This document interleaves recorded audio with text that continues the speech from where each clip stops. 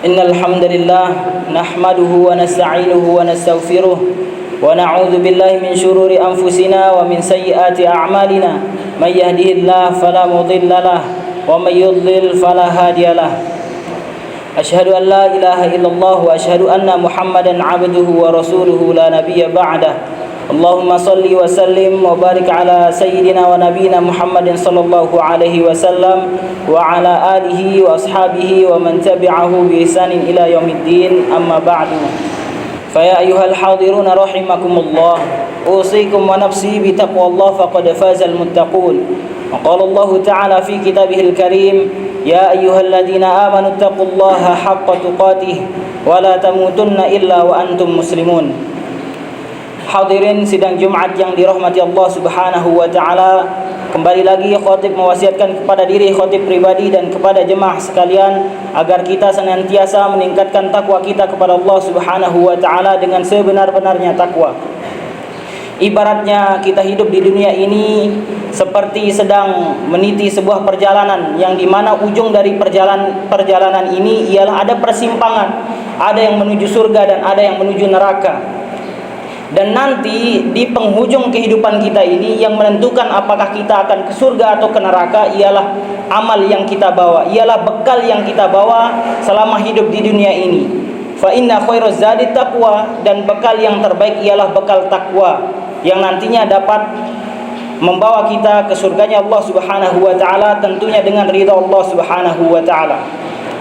Hadirin yang dirahmati Allah Subhanahu wa taala, Rasulullah sallallahu alaihi wasallam pernah menyatakan dari dahulu kala bahwasanya semua umat muslim, semua umatnya Rasulullah sallallahu alaihi wasallam akan masuk ke dalam surganya Allah Subhanahu wa taala, kecuali orang yang tidak mau masuk ke dalam surganya Allah Subhanahu wa taala. Rasulullah sallallahu alaihi wasallam sabdakan, kullu ummati yadkhulunal jannah illa man aba. Semua umatku, seluruh umatku akan masuk ke dalam surganya Allah Subhanahu wa taala illa man aba, kecuali orang yang enggan. Maksudnya bagaimana? Maksudnya ialah semua umatnya Rasulullah sallallahu alaihi wasallam akan masuk ke dalam surganya Allah Subhanahu wa taala, kecuali orang yang enggan, kecuali orang yang tidak mau masuk ke dalam surganya Allah Subhanahu wa taala. Para sahabat yang disampaikan hadis ini terheran-heran, bagaimana mungkin ada orang yang tidak mau masuk surga? Surga diliputi dengan kenikmatan yang bahkan di dalam pikiran kita tidak pernah terbayangkan sama sekali. Bagaimanapun nikmatnya surga yang kita ceritakan tidak akan mungkin menandingi bagaimana kenyataannya nanti di sana. Bagaimana mungkin ada orang yang tidak mau masuk surga? Lalu bagaimana mungkin ada orang yang mau masuk neraka? Sedangkan neraka diliputi dengan siksaan yang begitu kejam, begitu sadis. Tidak mungkin ada yang mau. Dengan keheranan tersebut, maka para sahabat radhiyallahu anhum bertanya kepada Rasulullah sallallahu alaihi wasallam, "Man aba ya Rasulullah?" Siapa yang enggan masuk surga? Wahai Rasulullah, para sahabat terheran dan bertanya, siapa yang tidak mau masuk surga? Maka Rasulullah sallallahu alaihi wasallam menjelaskan, "Man ata'ani dakhalal jannah." Barang siapa yang taat kepadaku maka ialah yang masuk surga tersebut. Wa man 'asani faqad aba. Dan barang siapa yang bermaksiat kepadaku maka itulah orang yang tidak mau masuk surga tersebut.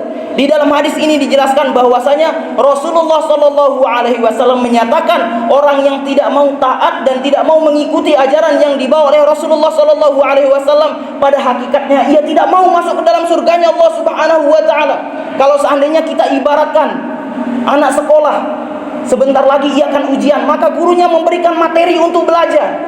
Kalau seandainya ia ingin mendapatkan nilai baik, tentunya ia pelajari materi tersebut. Namun apabila ia tidak mau belajar, sama saja ia benar-benar tidak mau ingin mendapatkan nilai bagus. Begitulah perumpamaan untuk memahami hadis yang disampaikan oleh Rasulullah sallallahu alaihi wasallam ini.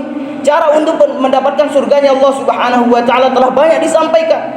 Tinggal kita bagaimana agar kita terus berusaha untuk menjalankan apa yang diperintahkan oleh Allah Subhanahu wa taala, apa yang dicontohkan oleh Rasulullah sallallahu alaihi wasallam, dan apa saja larangan yang dilarang oleh Rasulullah sallallahu alaihi wasallam. Bagaimana yang diajarkan oleh Rasulullah sallallahu alaihi wasallam harus benar-benar kita kuatkan kepada diri kita, dan apa saja yang benar-benar ditekankan oleh Rasulullah sallallahu alaihi wasallam benar-benar harus kita tekankan kepada diri kita.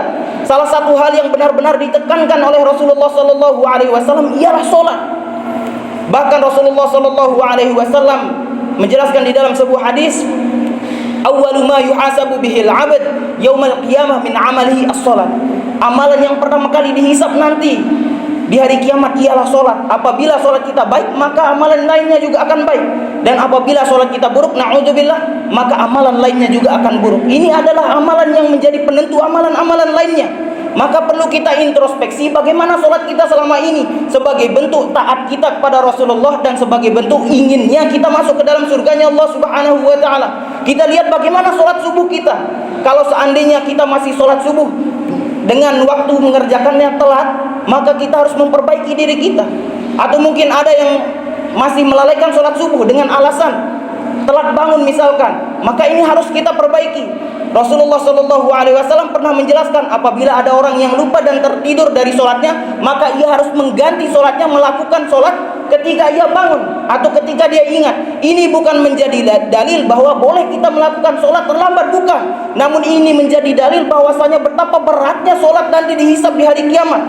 Sampai-sampai kita lupa pun, kita bangun telat pun harus kita lakukan sholat yang kita lewatkan tersebut. Kemudian bagaimana sholat zuhur kita, kemudian bagaimana sholat asar kita, maghrib kita, atau mungkin sholat isya yang biasanya di malam hari.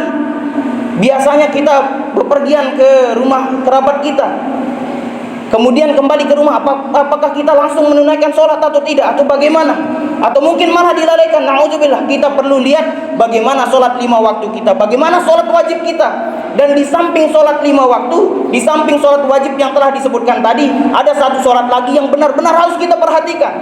Sholat apa? Yaitu sholat yang sekarang akan kita laksanakan, yaitu sholat Jumat.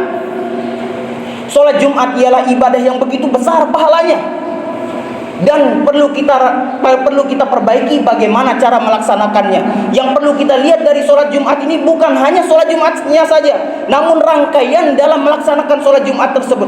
Bagaimana ketika khotib menyampaikan khutbah, apakah kita mau mendengarkannya, ataukah kita malah berbicara, atau mungkin kita hanya mendengarkan dan tidak mau mentaati.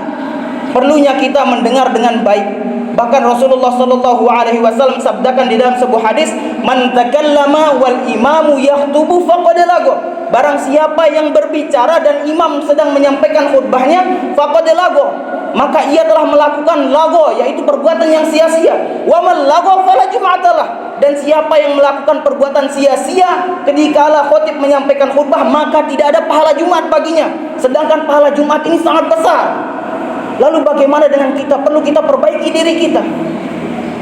Bahkan seringkali disampaikan di dalam riwayat lain oleh muazin kedua,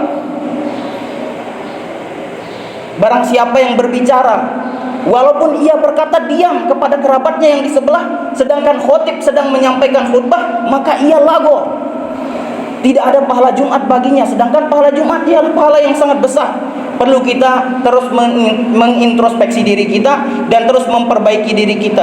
Beginilah Rasulullah Shallallahu Alaihi Wasallam perhatian dengan kita, meninggalkan kepada kita ajaran yang harus kita jalankan. Bahkan di kala khutbah ini ada di dalam sebuah hadis dijelaskan bahwasanya Rasulullah Shallallahu Alaihi Wasallam melarang duduk hibwah. Duduk hibwah itu ialah duduk dengan menyilangkan kaki dan merangkulnya. Mengapa demikian? Karena dijelaskan oleh para ulama, duduk seperti ini menyebabkan ngantuk. Rasulullah Shallallahu Alaihi Wasallam saking perhatiannya kepada kita, tata cara duduk pun diajarkan oleh Rasulullah Shallallahu Alaihi Wasallam. Semoga khutbah singkat ini dapat memberikan masukan kepada khotib pribadi yang menyampaikan dan juga kepada yang mendengarkan. Semoga dapat kita amalkan di dalam kehidupan kita sehari-hari, dan semoga kedepannya kita semakin memperbaiki sholat-sholat kita, dan termasuk juga sholat Jumat yang kita laksanakan beserta rangkaian-rangkaiannya. Barakallahu li wa lakum fil Qur'anil Karim wa nafa'ani wa iyyakum bima fihi minal ayati wa dzikril hakim wa taqabbalallahu minni wa minkum tilawatahu innahu huwal ghafurur rahim. Astaghfiru li wa lakum wa lisairil muslimin min kulli dhanbin wa khati'atin innahu huwal ghafurur rahim. Bismillahirrahmanirrahim. Alhamdulillahirabbil alamin. Allahumma shalli ala Muhammad. Allahumma shalli ala sayyidina Muhammad. Allahumma shalli ala sayyidina wa nabiyina wa habibina wa syafiina wa dhurrina wa mustafa ya maulana Muhammad. Alhamdulillahirabbil alamin.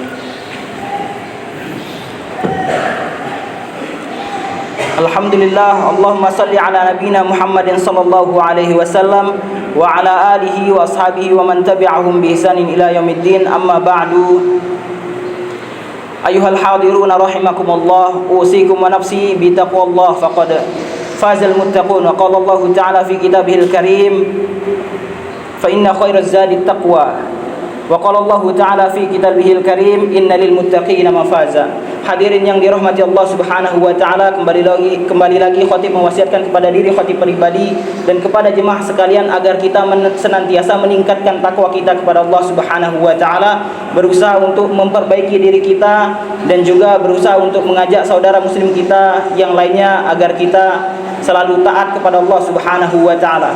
Di momen sekarang ini ada salah satu ibadah yang diajarkan oleh Rasulullah sallallahu alaihi wasallam, yang dimana fadilahnya ialah menghapuskan dosa setahun yang lalu dan juga setahun yang akan datang.